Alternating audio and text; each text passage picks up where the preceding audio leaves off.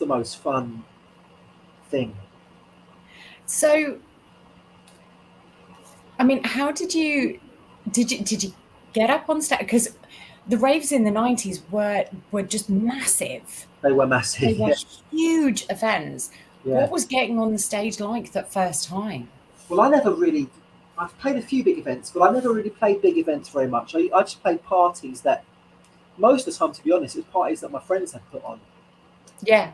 There was we had a thing called Sneaky Deaky, and Sneaky Deaky was like a semi-regular rave that my friends, Oliver, his older friends were putting on. And Oliver was a garage DJ, and I was his MC, and so we would just basically play together at those events. And then when I moved on to making hip hop again, we were putting our own events on more than anything else. I played like private parties, a lot of private parties, and I've been on stage a lot with my friend Jenny from Mexico when she comes to England. Her band are kind of quite successful in Mexico. So when she comes here, she always calls me up on stage, and those are the bigger gigs that I've done, like Yeah. a couple of thousand people or something.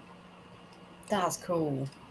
It is cool, and it's not that nerve wracking actually getting on stage.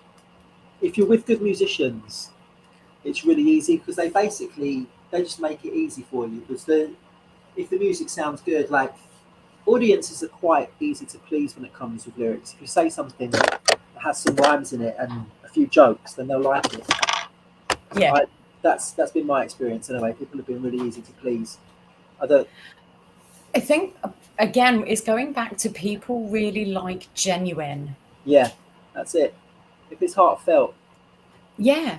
people respond to that. Like sincerity is really attractive. Yeah. Yeah, it is. And I think if you're going into it with that energy Yeah, and knowing that there is already this connection between you and those people. yeah, You're all there for the same reason. right. And you already have that connection, so you get on stage and you're then genuine. People really respond to that. Yeah, that's the thing. That's the beautiful thing. It's amazing. And again, it's totally nothing to do with being perfect. Yeah. It's just not perfect.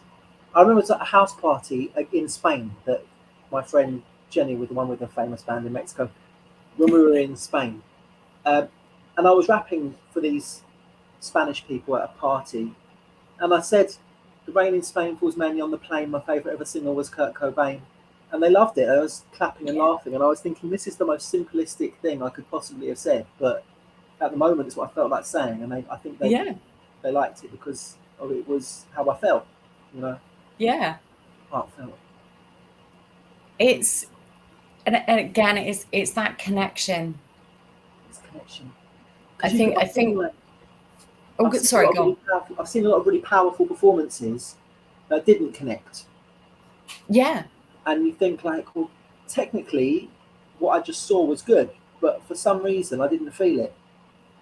I went to see Rage Against the Machine Amazing. in London, and I was so hyped Yeah. because I Well, they're mean, legends, aren't they? absolute legends. Yeah. And I could have just hit my friends in the face a couple of times and listened to the album. It was Right. perfect. It was Yeah. absolutely perfect. Every note on time, every lyric perfectly sang, but it was like being in the studio. There was Right. no connection with the audience. They didn't say a word to the audience until about 4 songs in, and then they lectured a bunch of very hyped up mosh pit dudes about giving money to Amnesty International, and then they went back to singing. Now, I Right. admire musicians and artists of all kinds who speak out against human rights violations Yeah. and, want to get people involved in charity. It was the wrong audience Yeah. completely. Yeah. And after that, there was nothing was said to the audience. Right. They just played the next song, and So it flopped. yeah, it really. I mean, like I said, I enjoyed it. I love their music. Yeah. I didn't feel it wasn't the same as you watch some of the I don't know how to phrase this, but the real genuine artists, you watch Queen live at Wembley, Uh-huh. and the engagement and the play with the Yeah. audience, or you watch Imagine Dragons, Tea in the Park, or some of the festivals that they've done, and it is this real community. In Yeah, that moment, you are family enjoying that's because it. you're connecting. That's what you want. So I Yeah. remember seeing Cypress Hill at Brixton. Now I like Oh, Cypress Hill. I like them. They're not my favourite band, yeah. but I like them. But what I would say is they were the best. It was the best Yeah. performance I've ever seen. When you I can watching imagine. when you're watching them on stage and he's actually doing the rapping, it felt like I was being let into their world. It felt like they were Yeah. just being who they were. And the reality, as you're saying, it's the sincerity, the reality drew me in. Like there are other bands I like possibly more, but they, as far as the performance was concerned, it was just so real that Yeah. that's what you love is the reality. I had the pleasure of going to see Professor Green, and it was an intimate gig. I think it was only 2 or 3 thousand people there, and he was phenomenal. I battled He was Professor Green. sorry. I battled Professor Green. Yeah, No, I it have to was hear this actually story really now. funny. It was actually really, really funny because the rules of the competition were no racism and no mum cusses.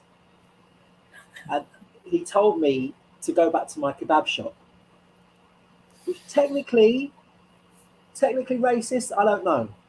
And he also said, "Look, everybody, I'm battling Beppe from EastEnders." He has funny lines, right?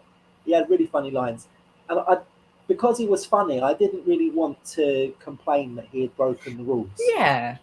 But what happened was there were four of us on stage, and one kid was from Birmingham, and this other kid was from North London. And the kid from North London, it was four of us in the final. Me, Professor Green, is our two guys. And he says, "F you and all your Birmingham fassies."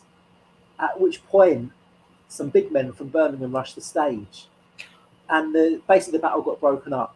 Yeah. So it was never established who was the winner of the battle. So it's inconclusive that the It results. still hasn't been decided. It's not decided. Well, he broke the rules. Well, I yeah, declare you the winner. Am I allowed to do that? I don't think I you do. can do that. You could. It doesn't necessarily have any authority, but No, you can do it. none. And I actually battled him for a second time, but the second time he definitely won. So I have to concede. So as far as I see it, it's 1-1. But if he wants to do a final one, then £50,000. I'll do it. Yeah. Yeah, you can pay me for my time after, He you can make beat the me in a battle kebab rap for shop. 50 grand. I don't mind. Yeah, you can pay me for the kebab shop jibe, Yeah, yeah. and we'll call it even, and Call we'll it a do day. one final one. Yeah, Yeah, he is very, very funny, he's but a of fun course, guy. we're living in a different time to even Yeah, 5 years ago about what was acceptable, what was seen as racist, what. right. Because this was 18 years ago. It was like 17. Wow. 18. It's a long time ago. It was like a really Yeah, long time ago. So and I mean, it's always been racist. I am not saying it hasn't always been racist, mhm. but what we now understand, speaking as an incredibly white woman, Yeah, um, what we now understand, um, about the damage that those jokes do, it's and different, isn't it? It's a different time. yeah, It's a different time. I don't think I don't have any ill feeling towards Professor Green. yeah, My opinion of him is he's a funny guy, and yeah. I think all power to him basically. But what you're saying is true. Like it's not the same world, and people are more offended by things than they used to be. I don't know how. I don't think it's that people are more offended. I think people are more comfortable to come forward and say, "Hey, that thing you Okay, said," that makes sense. um, Yeah, and kind of, like you just did. He made this really funny joke. kind of racist. Yeah. You know, we're more willing to have that conversation and kind of go, okay, Yeah. well, where are these lines? And I understand that everyone has the different lines.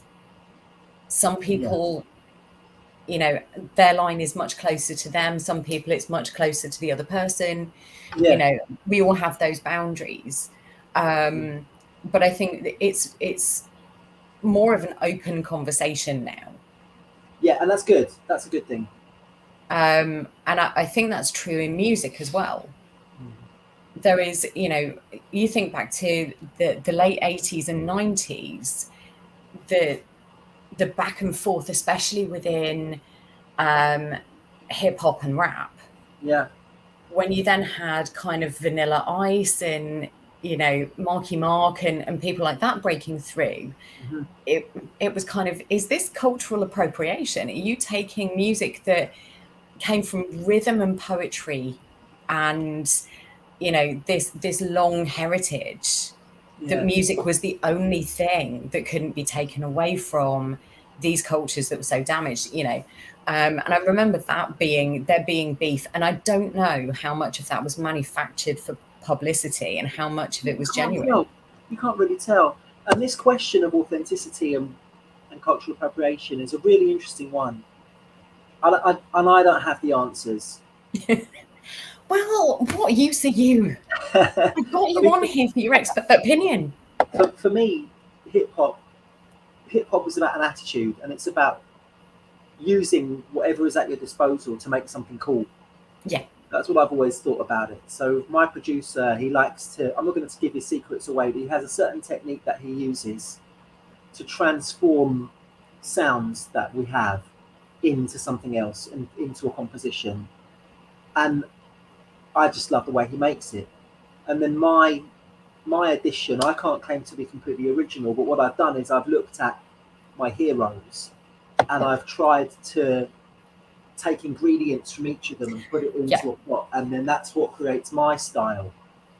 Like I'm influenced by 90s East Coast hip hop mixed with garage MCing, and that those two things together, if you put them in a pot and mix them up, that's where I'm aiming to come at, and that's and what that's I like. listening to your song you sent me, or you gave me some details of what you Yes, had yes, on YouTube, yeah, with Mr. Bristow, and yeah, I see that yeah. mix. Hmm. Um, It's just what I thought and was cool, Andy. I didn't. It's not that I wanted to copy, but I just feel like that was what influenced me, yeah, and that's what made me come out with the way I did. And I and thought, we are all influenced by those yeah, that came before us. we have to be. Like you There's said, no other way. there's no other way.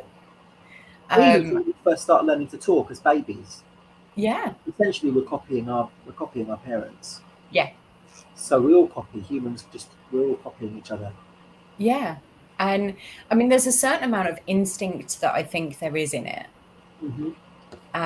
You instinctually know what to do with your voice to get the result that you want, Yes. or how to marry words in a way that gives you the feeling as well as the intellectual understanding of what Yeah.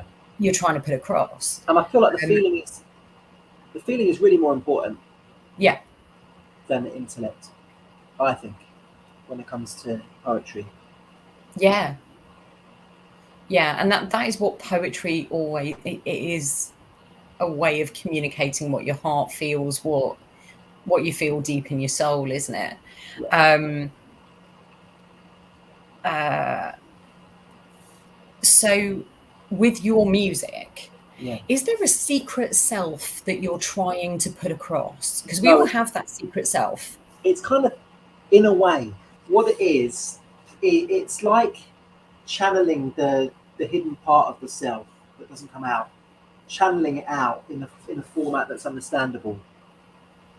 Like particularly when it comes to improvising. If you're improvising a rap, you don't have a chance to decide what you're going to talk about. It just comes out, Yeah. and it's like a link. It's a link to that unconscious self. We have those. And I'm sorry, go on. There's that thing, the four things. There's like the known knowns, known unknowns, the unknown unknowns. like the parts of the personality. Yeah, There's the bits yeah. that we're aware of and the bits we're unaware of, and I feel like the freestyling, it taps into the bit that you're unaware of, and it just comes out. And I've honestly, I've always been fascinated with freestyling and rap battles Mm-hmm. because it is not something I would even attempt. I would I be love freestyling, terrible. but I don't battle. Even freestyling, I get tripped up on my words, and I know what I want to say, but I can't Yeah, say it. And maybe it's just I'm an overthinker.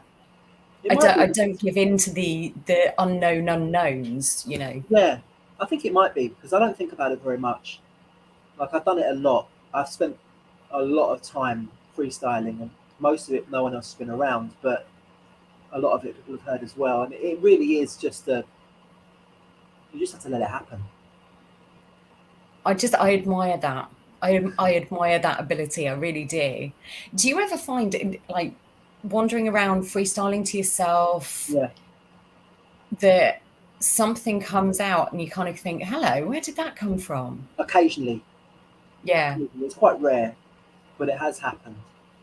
You think, And is that something that you can then kind of go, okay, well, this is interesting. Where is this rooted? Kind of self-analyze from that. Is it something that gives you that ability? yeah, I think it is. I think yeah, it probably is. I haven't really analysed myself that much about my lyrics. It's weird because I do art therapy with a professional therapist, and I see her every week, but I don't usually do anything rap related with her, and I couldn't. This probably need to talk to her about it. Actually, I just never really feel like rapping when I'm with her. Yeah, but she's giving you other outlets. Yeah, that's the thing. It's because the rapping is so familiar. The other things seem more pressing when it comes to that context. Yeah. I'm sure I could probably learn a lot about myself by listening to my old lyrics. Um, I yeah, think sometimes we do need to look back a little bit, but kind of in that moment of kind of, okay, what made me, where is that rooted? it's the stuff I used to find funny. That's the thing. It's like an image of some of the songs now that are in my set are 13 years old, and I look at them and I think this is quite childish humour, but at the time that was where I was. Yeah. And I don't think there's anything wrong with that. I think we can have compassion for ourselves at We have 13 to. or 15 or, Yeah, you know, sorry. we have to. Yeah. We have to. It's really easy to look back at ourselves with our, you know, wisdom, and kind of go, oh, I was a moron. I was a moron. Yeah, I was so immature. And actually, no, yeah. you weren't. You were We were the just same being as everyone else around you at right. that point. And that's another beautiful thing to realise. We're so similar to each other. There's Yeah. thousands of people with the same experience as us. And, you know, we all assume that magically you turn 18 and you're a fully formed adult, and you're not. Your brain isn't fully formed until well into your 20s. Yeah, I've heard it was 25. Yeah. Yeah, And, you know, we have to kind of have compassion for that. We're yeah. still growing. We're We're still not done. I no. mean, we're never done. I really believe that we are a work in progress. Yeah, And um,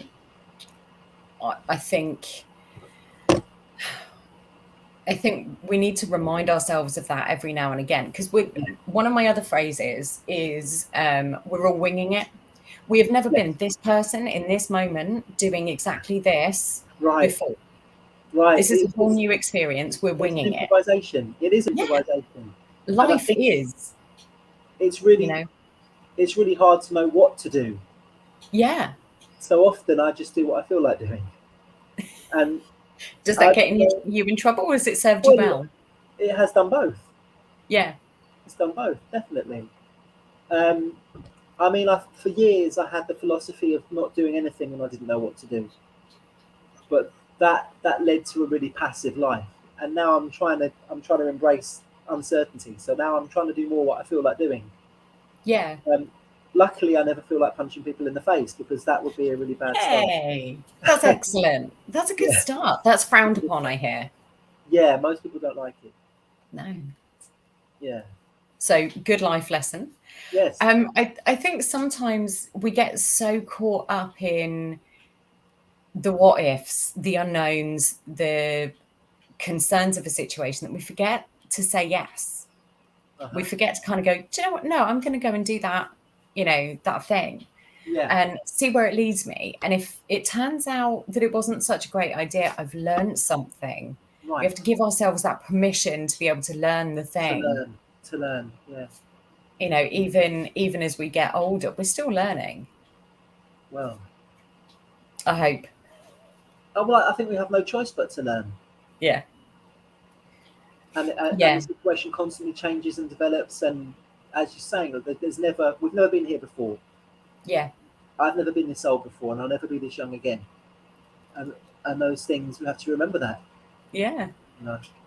And I think it's okay to be a little bit scared by that. Like Yes. I quite like the idea of the fact that I'm winging it. Yeah. I've got all of this experience. I've lived a life. That Well, doesn't mean I really know what I'm doing next. right. It gives us a hint, doesn't it? We Yeah. have like various ideas of what's likely to happen. We don't actually know Yeah. with certainty what happens next. Yeah. And So it's about following your feet sometimes, just seeing that's where they what lead you. that's what's beautiful about freestyling. Yeah. The beautiful thing is you don't know. You can't tell. And you Yeah. will say, I mean, I've said some really dumb stuff when I've been freestyling, and I've offended a few people, and I've made myself look foolish. But ultimately, there's no choice. If you're going to improvise and you're going to make a song, then it's going to be whatever you genuinely think, whatever genuinely is in your heart is going to come out. And I think it's an interesting idea, isn't it? Giving ourselves permission to say whatever is in there. Yeah. Well, You yeah. know. I suppose it is. I've been very embarrassed by some of the things that I've said, but over the years, I've just developed a bit of a thicker skin to it, and I think most people will give you a bit of latitude. You know, that they'll understand that you're just playing. Like, But the thing is, I mean, joke. the people that are giving you attitude are the people that have forgotten that they've done exactly the same stuff. Right, exactly. I cannot imagine there is a single person out there that has freestyled or battled and every single one of them has been perfect. No, Every single one of them has been on point with how they've read the room, they've read their competitors, they've read the other people that they're freestyling with completely perfectly, and haven't said something a bit ill-advised. you're 100% right. That's what caused me to quit though. In the end, I quit battling because I said something really horrible to someone, and I thought I'm just not gonna do this again, and I haven't really done it. I haven't done it on stage since then. Yeah. But that's just my taste. I don't want to use my words that way. No disrespect to people who do want to do that. They can do that and be good, but I don't want to do it.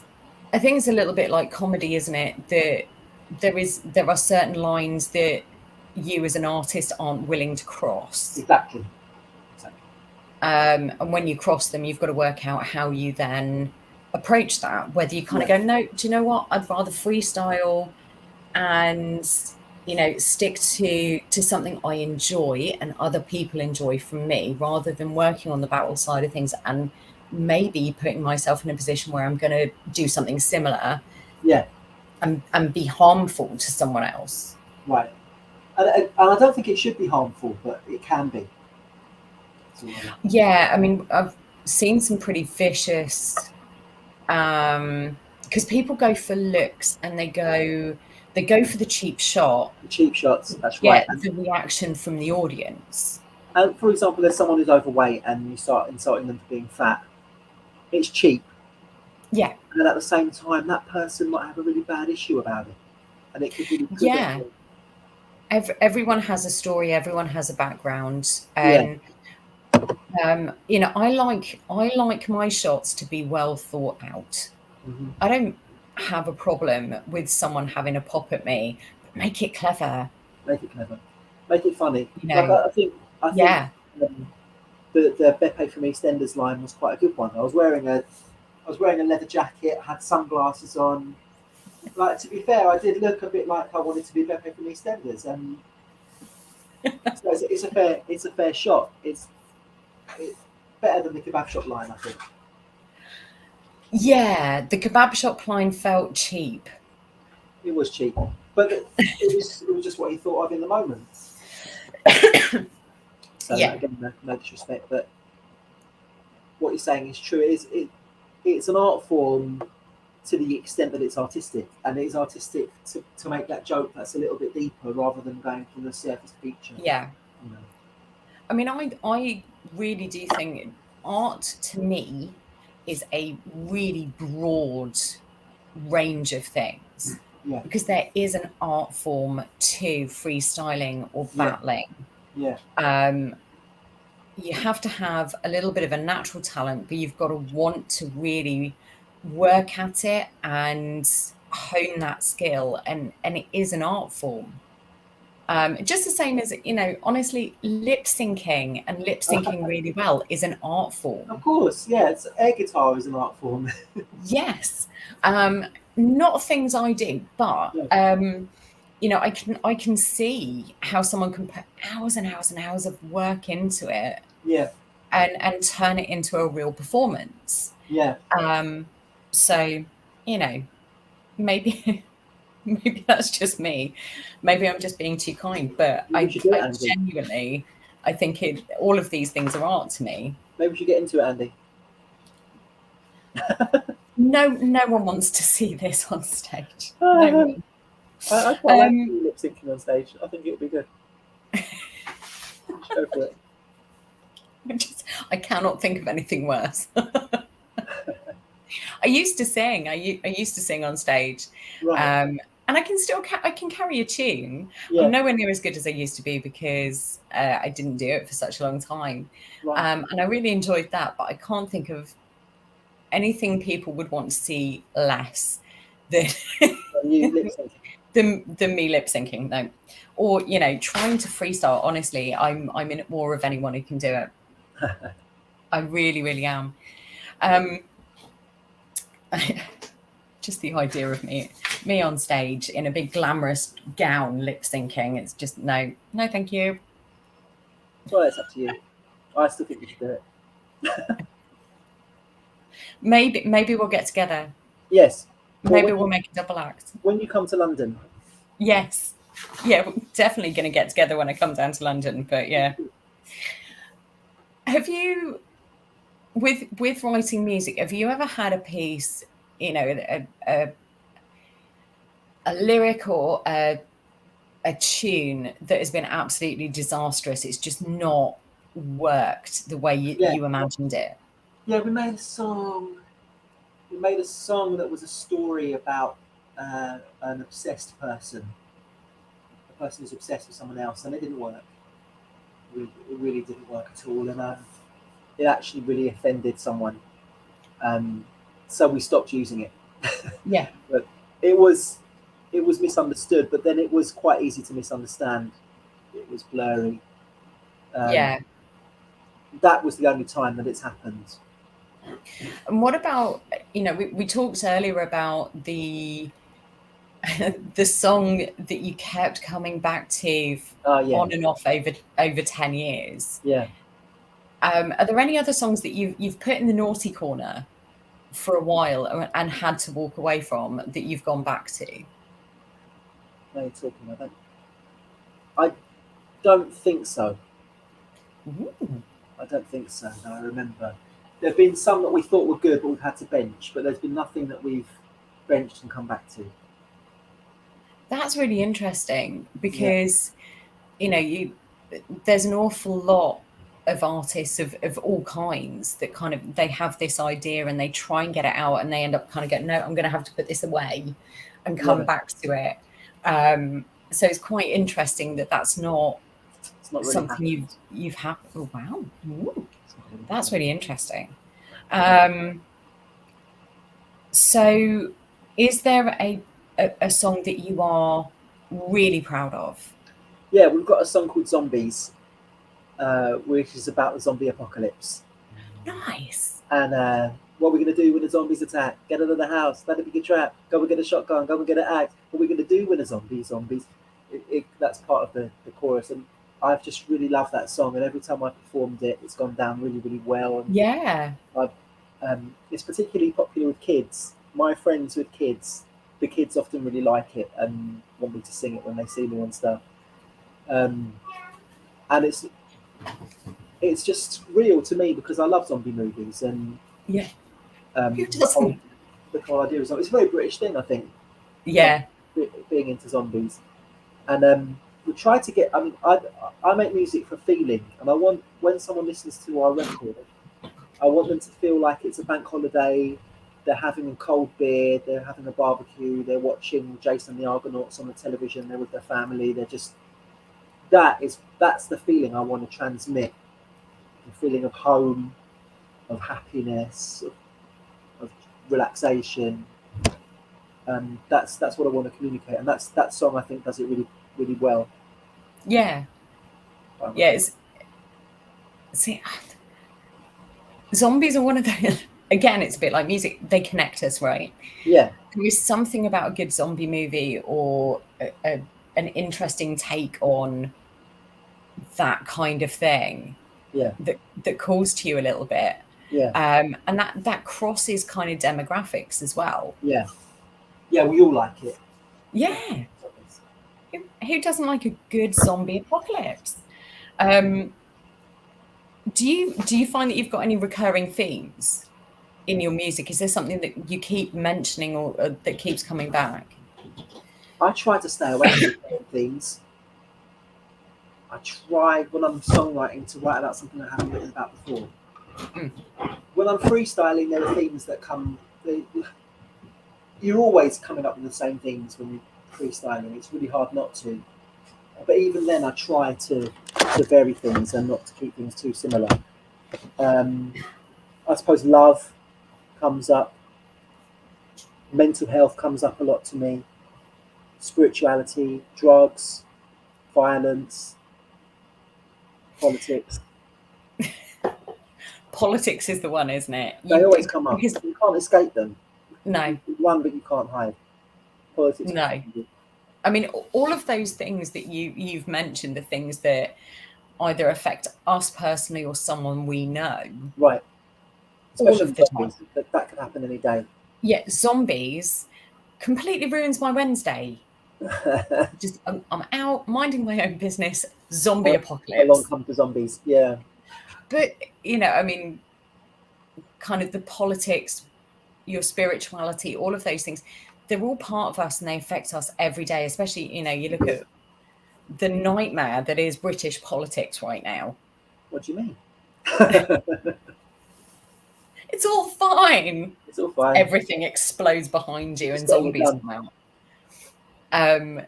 So it's not surprising that those are, those are They're just recurring you themes. can't escape from them, particularly with improvising, because Yeah. literally your surface thoughts come out. So yeah, you can't escape the themes. But when it comes to songwriting, I definitely try not to do anything I've already done. Yeah. I mean, it can be difficult, Yeah, especially when you're writing from what's in here. it gets more and What? more difficult. It's a really interesting thing because your technical skills improve, but you start to run out of things to say that are of interest. So it's like I feel like an artist has to read, they have to watch movies, they have to have conversations, they have to engage in other art forms, they have to watch what's happening in the world so they can keep interesting. You can't Yeah. just, I mean, it's not the kind, you can't sit in, I don't think, I couldn't sit in my room and write for 4 hours a day and write interesting stuff every time. The only chance of me writing interesting stuff is if I actually live a life.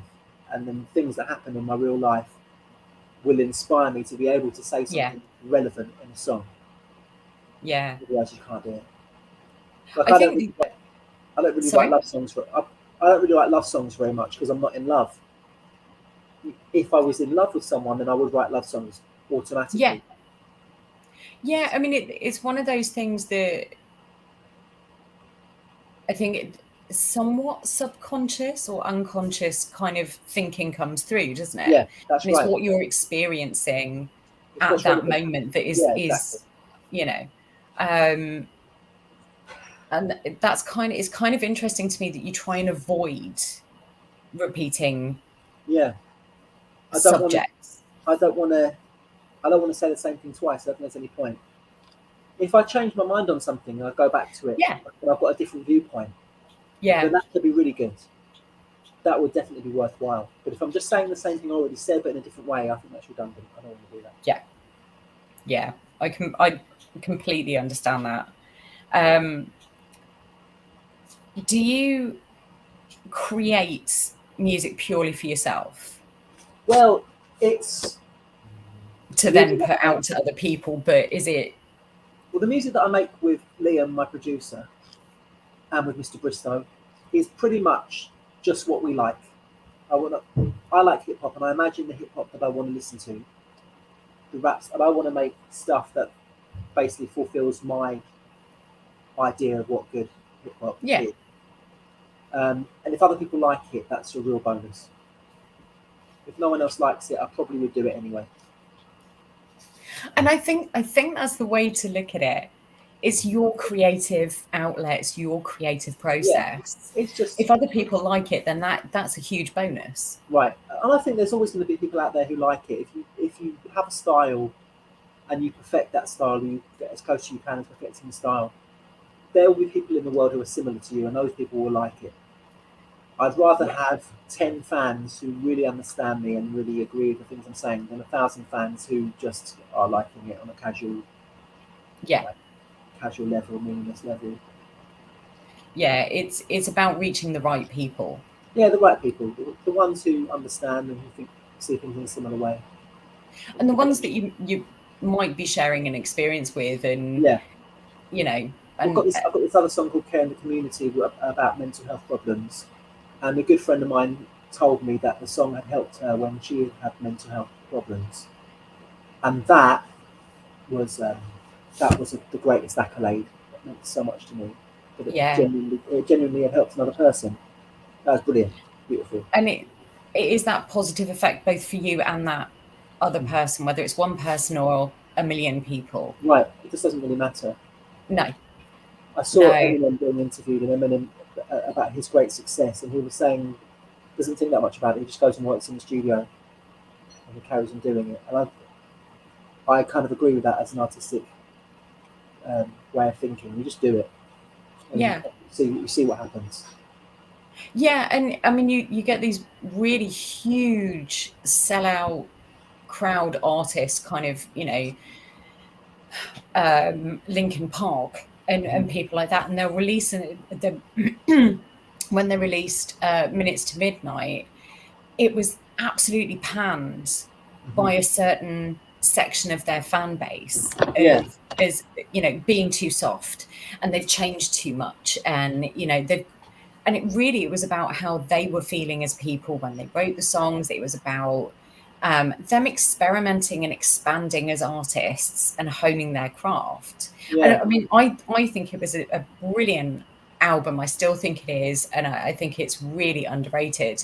yeah, Um, because I could see that they were experimenting with the new technology that you get kind of in the music industry all of the time, the updates to how you mix and what you can do with the sound quality as we evolve technology and that kind of yeah. thing. But also, they were playing different instruments. They were exploring a new side to themselves as they matured. I think you have to do that, Yeah, regardless of whether you make something that's better or worse than the last thing you did. yeah, It comes back, Andy, to that thing about integrity and sincerity and reality. yeah, When Shakespeare made his sonnets, they were panned. yeah. Got really bad reviews for his sonnets, and quite a long time later, people still like them. So Well, the thing, I mean, there are so many artists that Van Gogh was not appreciated at his he time. didn't sell anything, did he? No, I He don't never think he sold anything. did. No. Um,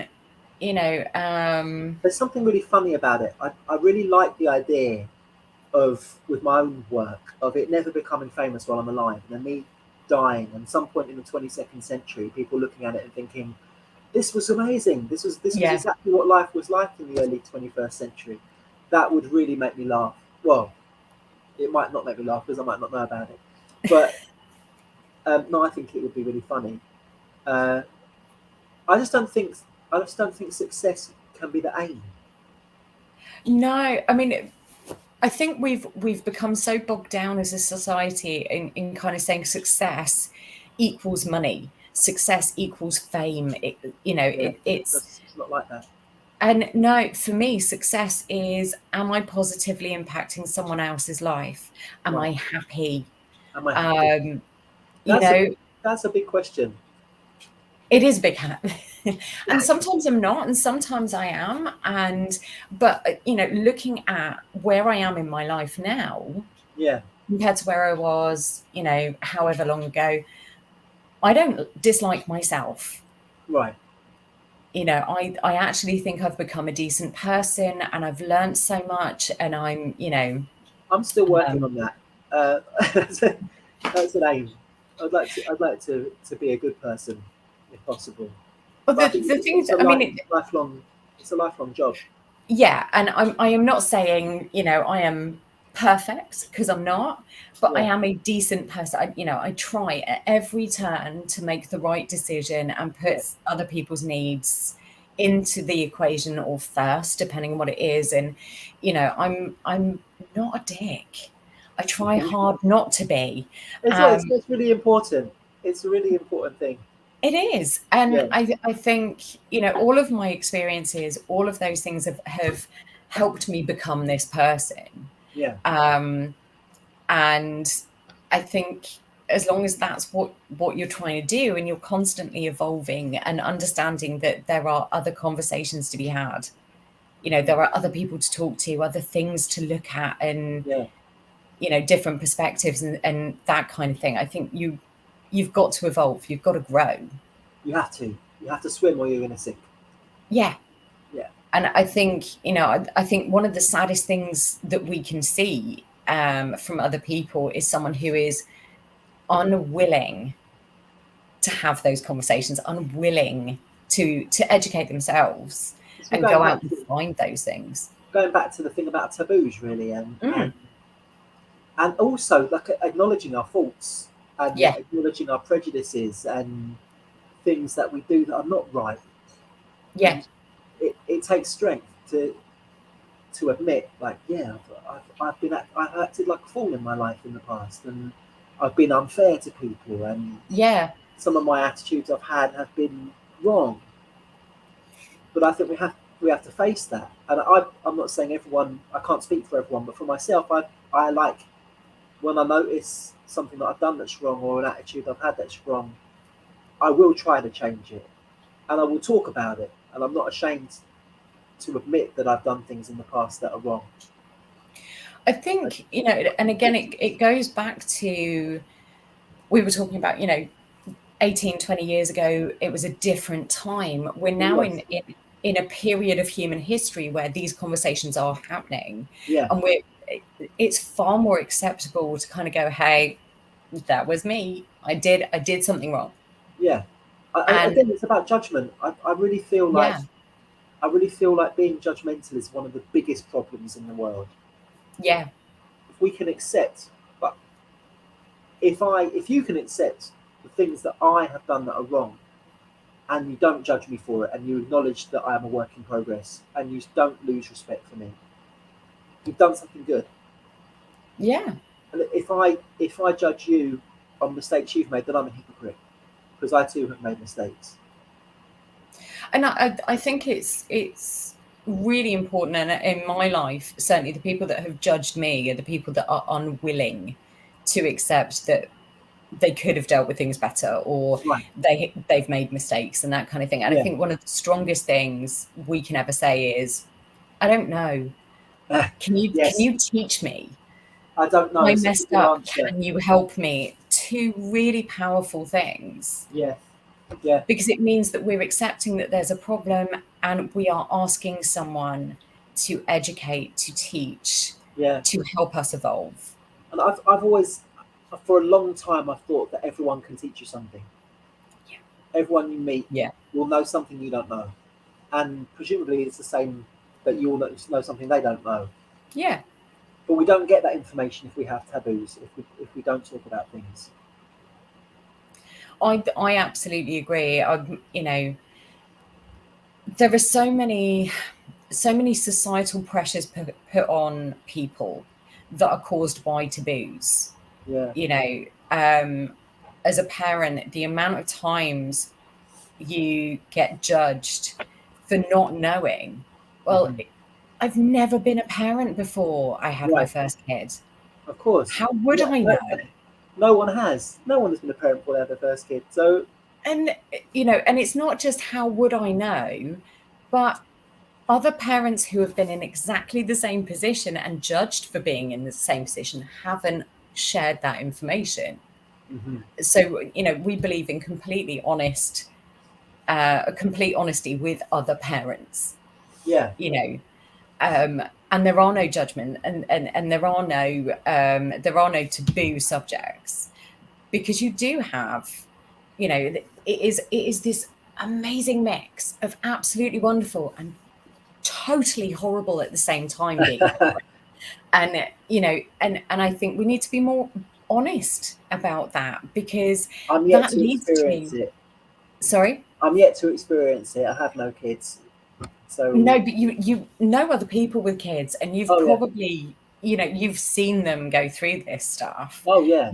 You and I know some very honest people, brutally honest people, Well we do. and we need to stop having that taboo, because that leads to mental health issues for It does. parents. Post baby, what they used to call baby blues, but Oh, it gets hard. postpartum depression and Yeah. postpartum anxiety, not just in mums, But in dads in too. in all parents, Yeah, yeah. because everything changes and no one has talked to you.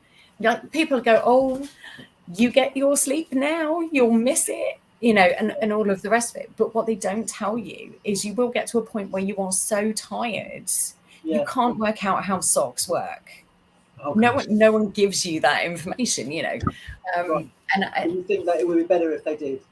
Yeah, Yeah. absolutely.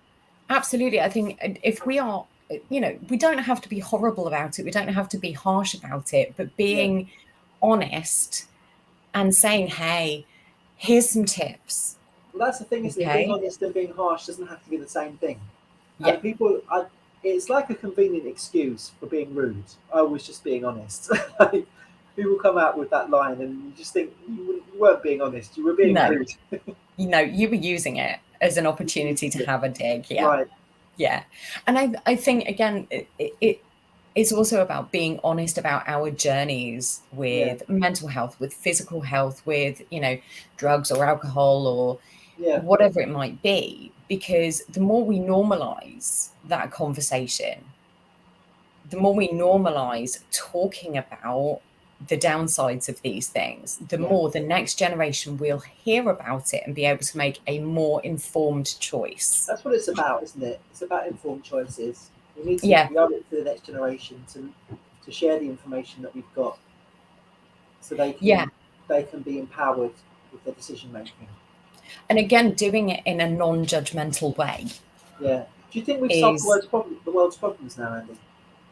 sorry, Do you think we've solved the world's problems now, Andy? In I think we have. Do you the know, last job done. the Job last done. 48 minutes and 59 seconds, I think we've solved it. Um, so getting back to your music, Yeah. I know one of your not recurring themes, but something that does come up is your mental health, and Yeah. you mentioning you mentioning the song that helped someone Care else. in the community, it's called. Care in the Community. Sorry, I knew it was It's community. available I on iTunes. remember You can that buy it. song. Sorry. I remember you. I can't remember where we were, but I remember you doing that song for us Right. So one this would have night. been. Oh, right. Well, this is the thing, because it's longer ago than we can admit to it having been. Okay. I think it may have been in 2010 or 11. Shh. Hush. Hush, hush. I don't know where it would have been actually. No, I can't remember. It was someone had a party, and I remember listening to that song, and I remember kind of going, I need to remember this. I need to remember this. Because you do, you have a humor and you have a genuine performance. You are genuinely you. Yeah. But I don't know, it kind of called out to me and kind of went, it's okay. It's Yeah. okay to feel this way. It's okay to It was talk based, about it. it happened because I had a CPN that was coming to visit me when I was unwell, and he was super cool. And he would just come in the flat, and we'd have a cup of tea and a conversation about music. And that he was able to do his job like that. He would know exactly how my health was based on the conversation. The chorus was care in the community. Psychiatric nurses coming round for tea. He used to pay for drugs, now he gets them free. Ever since he's been on the Section 3. And I got my friend Jenny to sing the hook because she has a nice singing voice. Yeah. And yeah, it was half joking, half serious because it was looking at the funny side of things, but it was true. Yeah. And I think also having a caring professional who can have a conversation with you about something you're passionate about and know Yeah, it was so much better how. than the other ones. The other Yeah. ones would come in and they say things like, "Are you hearing voices? Are you feeling paranoid?" And just be like, "Well, I don't want to talk to you about it." Yeah, it's a little bit nail on the head, isn't it? Yeah, Especially when you are coming to terms with what's happening to you, yeah, and you're in a grief process and a situation where you're trying to find who you are again. that's it. That's the biggest thing that you're trying to do when you're recovering from a mental illness. Yeah. Trying to find the normal life again. What is the new normal life? Because it's not going to be the same as the old normal life. No. It takes a while to. It can take a long time. It takes a while to find the normal life and the person that you choose to be now. Yeah. And it's also, you're adjusting to medication and these Yeah, people in and out of your life, and your privacy is, there is still privacy, but it's not the same. And, all of those things come it's to taken it. about So sorry. it's taken about a third of my life to recover from the illness period Yeah. to get to a point where I feel like I can say I'm well again. And I am really pleased that you have got to that point. I'm Yeah, really, really happy for you. it's been difficult. It's been a real struggle, Yeah. but it's good. Life is good again. And I can't imagine how hard that battle has been, how hard that recovery process has At, been. at times it was hard, yeah. Yeah. Yeah. But having someone who came in, hey Benny, how you doing? It was What are you cool. listening to today? Yeah, You know, kind of what lyrics are you working on? Whatever that conversation was, that's yeah, someone who cares about you yeah, exactly. and not the clinical diagnosis. I try to emulate him because I'm studying to be an art therapist now. And when I'm with my clients, I try to be like him because he made a really big impact on me. I Yeah. see the client as a person, not a diagnosis, not a problem. Not like this is a schizophrenic with a Yeah. drug problem. It's like this is a Yeah. person. This is a person who's experienced a situation. Yeah. And my job is not to diagnose how they need to be treated, it's to help them to live Yeah. in their situation as the person they are. And I think, I mean, I blame the media and TV shows and things an awful lot. I have complex PTSD, and Yeah, whenever you see PTSD on TV, it's a yeah. Nam style flashback Yes, where that's what you see. some military dude Yeah, is living back in whatever scenario it was, and yeah, it's just not what the average PTSD sufferer lives with, right. or PTSD survivor, warrior, however you want to put it. Whatever you want to call it. Yeah, flashbacks aren't like that for most of us. It is incredibly rare that Yeah, you go through that. So when you talk to someone about having PTSD, sometimes they'll look at you like you're about to lose it. yeah. That you could go into a flashback at any time and start stabbing people, and it's just, that is not what it is. And these are the things that would be solved if we talked about it. Yeah, Like yeah, a person who hears voices, for example. I've heard voices. I didn't start stabbing people. no, I I heard the voices. I heard what they said. I carried on. It was the invasive. It was unpleasant. It was yeah. at times it was funny. It was what it was, but it wasn't necessarily what you would expect based on what the media tells you is true. And it's Yeah, and taboos that stop us from talking about it. That means that it gets misrepresented yeah, because the media just want to get people. There's a certain part of the media that just wants popularity, and that they will sell whatever is going to have the most clicks. sensationalism. Sensationalism is the word for it. Yeah, Yeah, there was a guy recently who did some pretty awful things to his neighbours and blamed it on PTSD. And when it was actually looked into, it turns out, he didn't have PTSD. And you think, I read the news article, I was like, this is someone he's seen it on a TV show and he's decided to use that as an excuse.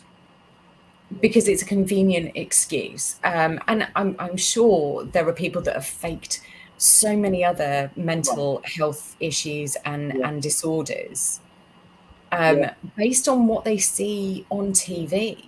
And that's it's so damaging because the vast majority of people with these conditions like schizophrenia or bipolar disorder, yeah. all of these other things, are far less likely to hurt someone than someone who isn't diagnosed Ah, there we are. with those issues. Just goes to show, isn't it? It's not what you expect. Yeah, Real life is not what you expect. don't believe TV. Don't believe it.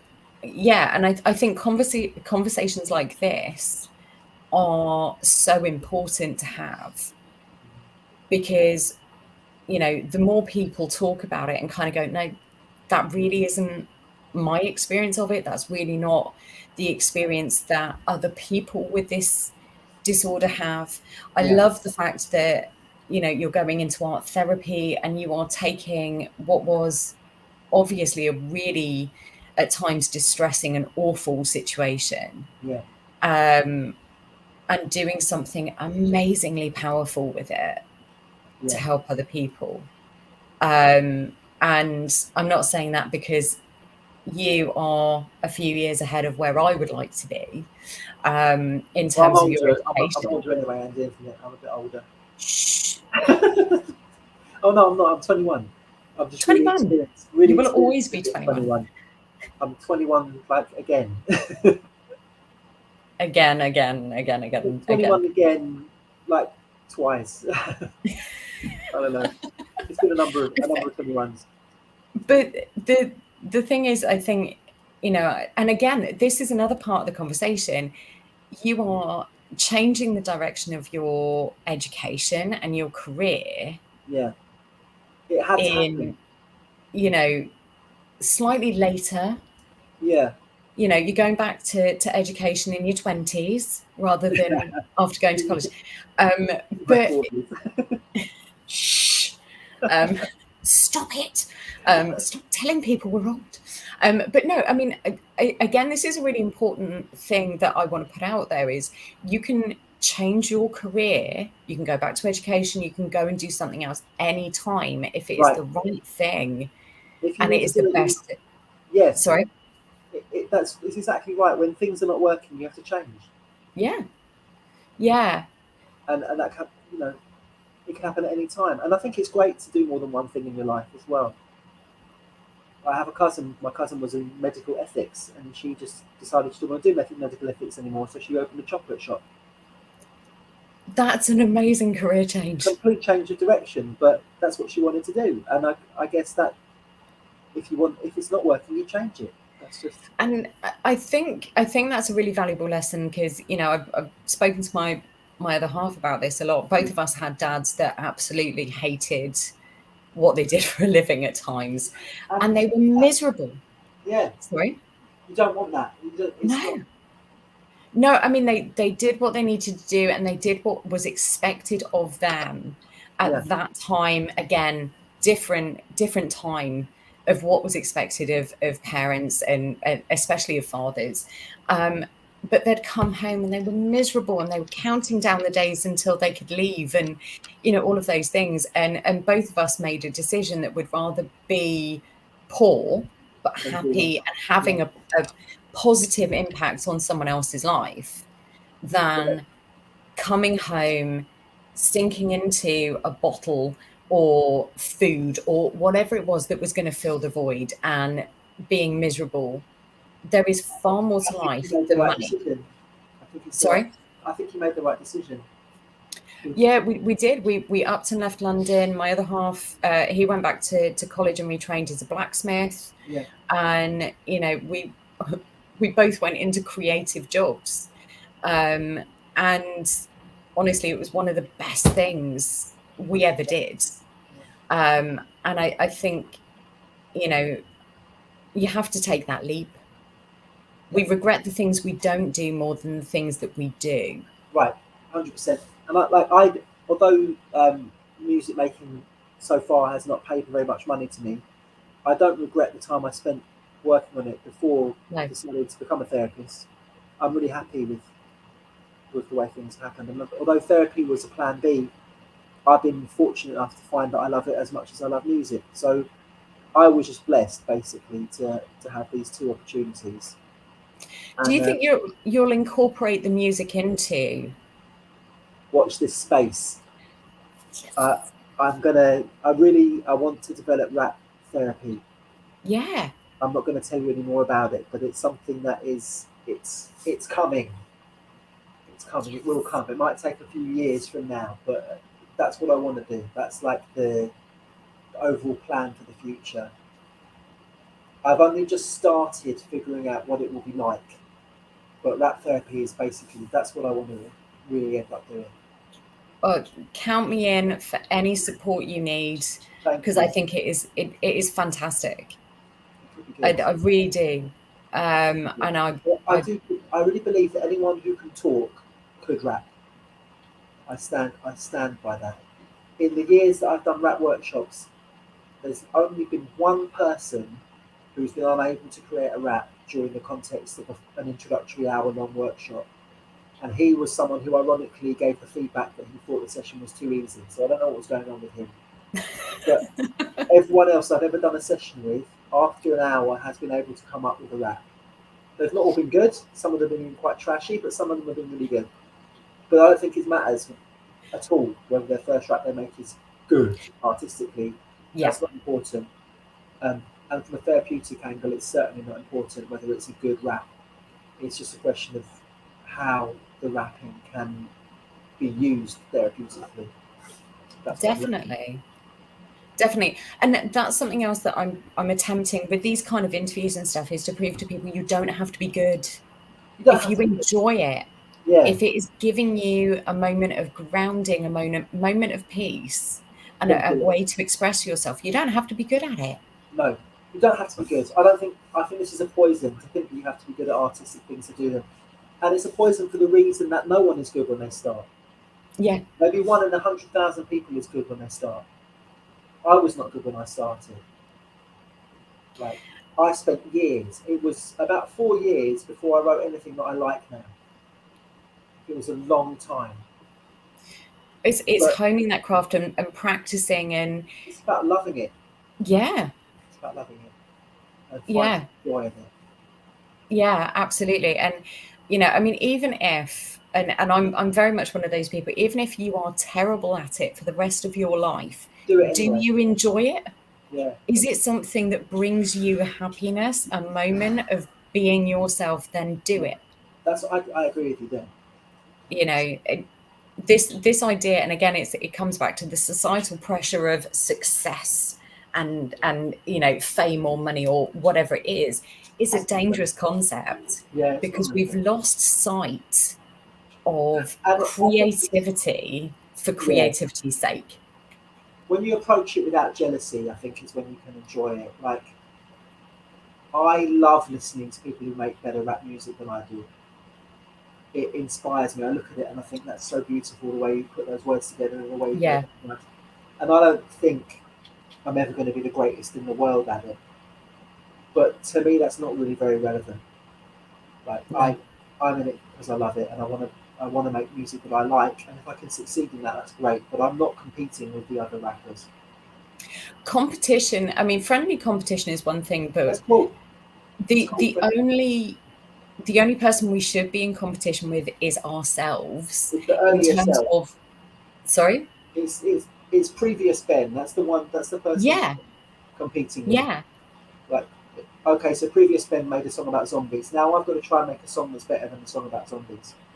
yeah. And if I can do that, then that's a big win. I mean, that's my favourite song I ever wrote, and I wrote that about 12 years ago. So I don't. I'm still waiting for the next one that's as good as that. But it may never come. It may come. I don't know. It could happen tomorrow. Yeah, and I think that's an important thing, isn't it? It's kind of, can I improve on myself? Yeah, that's the game. It should be. There should be some fun in it. Yeah, I think that's the main thing I would say. There should be some fun in it.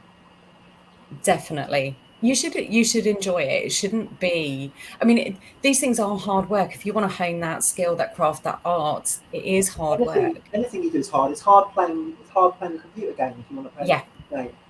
It's up to you what yeah, you do, isn't it? But I think expecting things to be easy is a real poison, yeah, and the yeah, satisfaction you get definitely. from doing a hard thing is worth it. Yeah, oh yeah, definitely. So we've we've been doing this a while now.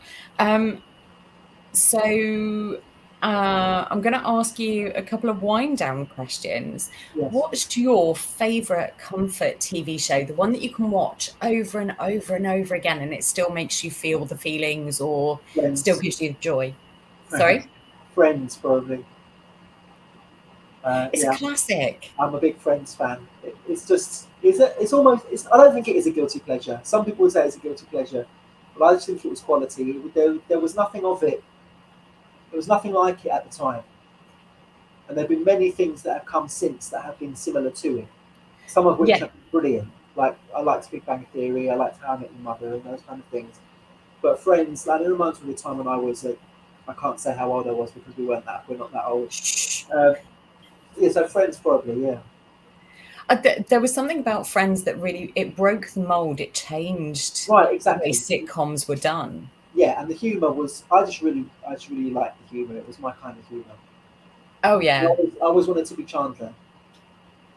See, Chandler for me was one of the better characters. Yeah, I His like his Chandler. evolution was beautiful. If you look at Chandler from the first episode to how Chandler becomes at the end, but also, I mean, his sarcasm Yeah, and the you can relate to way, it, right? You can relate to the way he thinks when you see people in the real world. I find sometimes I just like find it so hard not to make a sarcastic comment.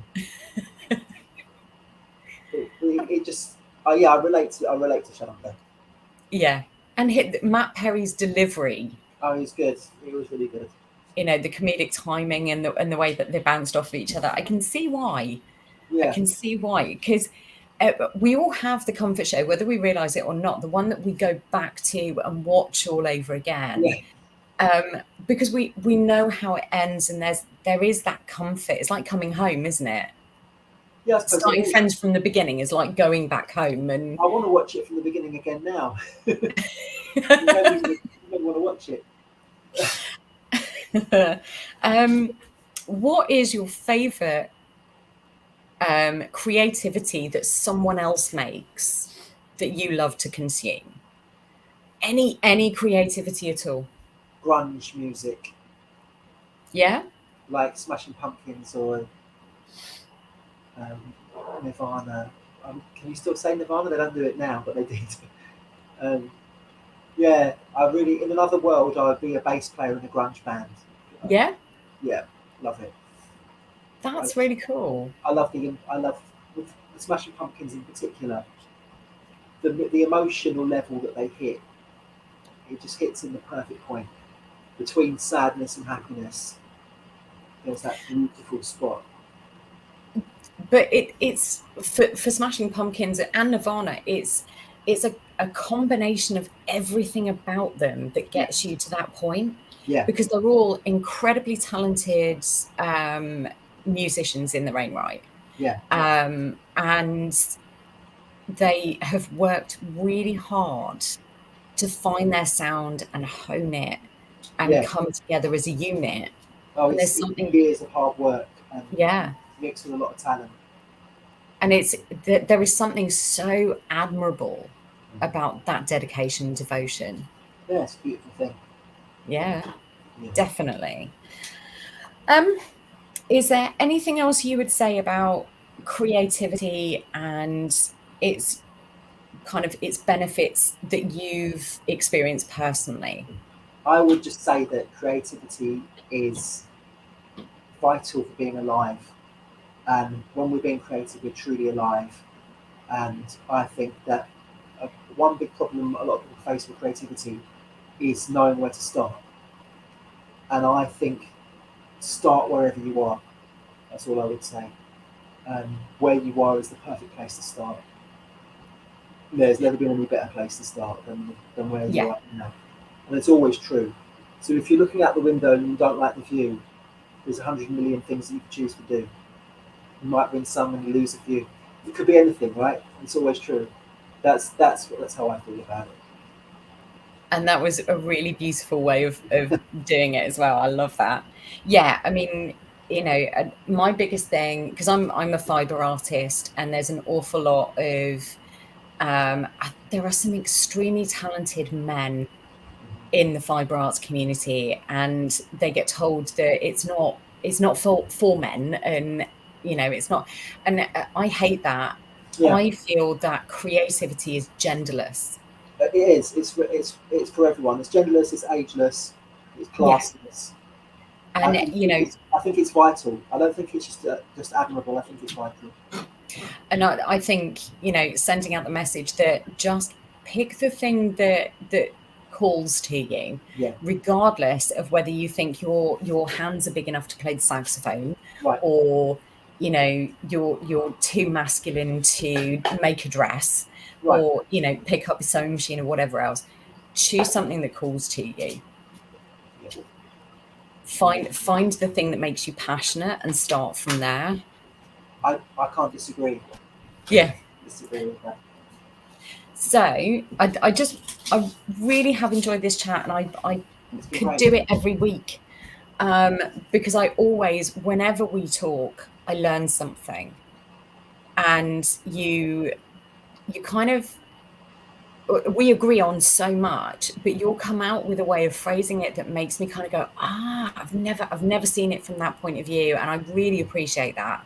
I like people that challenge me and who are in it to make a positive difference to themselves and other people, and I could do it every week. Will you come back as you get closer to Yes. kind of finalizing your idea, so you can talk me through your new therapy? I'll come back next year. Yes. Yeah. Perfect. I really appreciate your time, Benny. I'm going to put some links in the description for your stuff on YouTube, so And you people can can buy show the it. album from iTunes. Super Soul Soldiers, Our Souls is available on iTunes. You can purchase it and download it. Definitely get it. Definitely get it, because it is a really cracking album. Thank you. So yeah, good luck with everything. Keep me updated. I will Let me do. know how things are going. What Thank button you. do I need to press? Do I go to the Leave Studio button? Yeah, go to the Leave Studio button. Peace to you. But thank you. Mwah. Take care. See you soon. See you Come to soon. London. Bye. Yes, I will. Bye. Bye. Benny is an amazing, amazing guy. I always learn something. If you have any questions for him, if you have any questions for me, or you want to get involved in the conversation, leave a message in or leave a comment in the chat. Please like this video, subscribe to the channel, and slide your cursor over slightly to the right and hit the bell icon to make sure you get the next set of notifications for my next video.